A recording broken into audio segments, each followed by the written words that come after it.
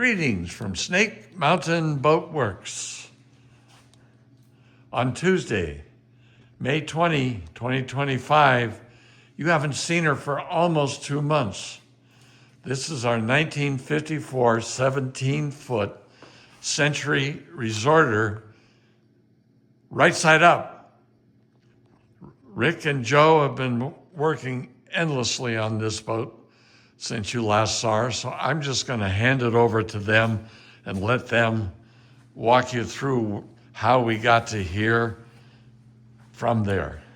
Yeah, last time we ended up getting all the hull sides replugged, all the planks, reset in there. Then we went through and flatboarded all the sides. Then we went to our Daly's wood bleach and kept this wet for pretty much a full 24 hours.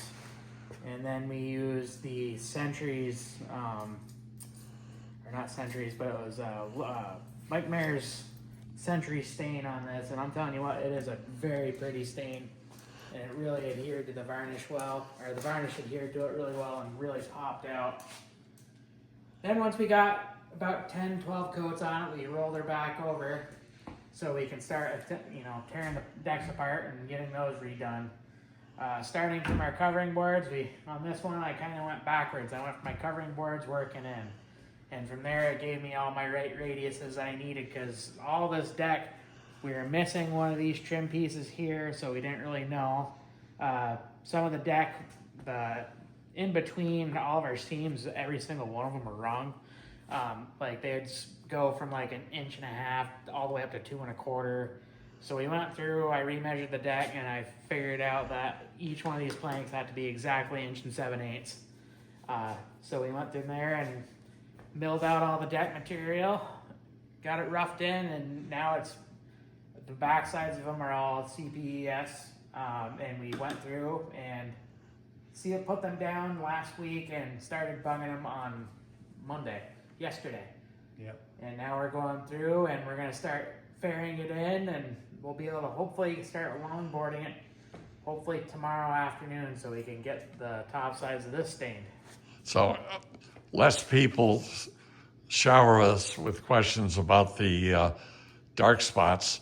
The CPES does bleed through and around a little bit. It's almost impossible, but this surface has yet to be really sanded, so you guys can all relax.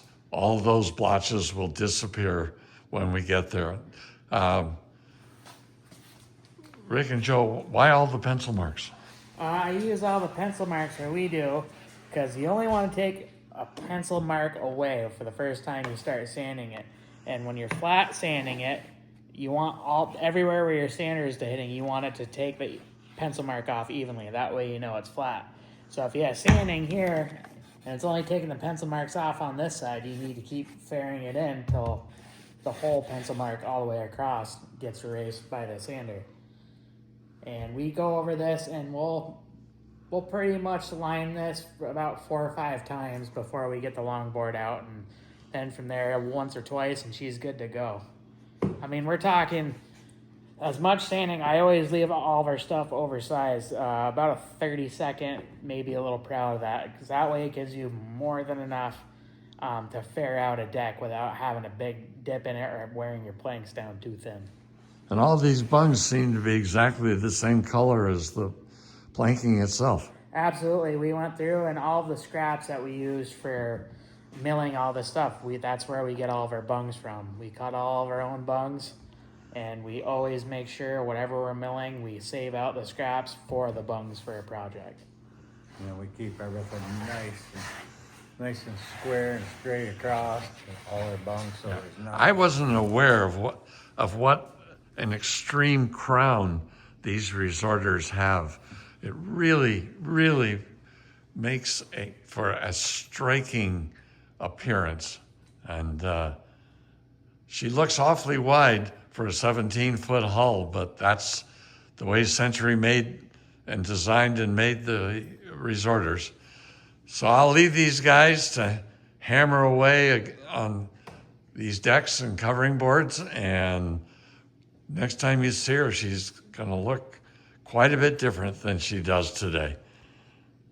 That's our update on our 1954 17-foot Century Resorter. Thank you so much. Bye-bye for now from Snake Mountain Boatworks.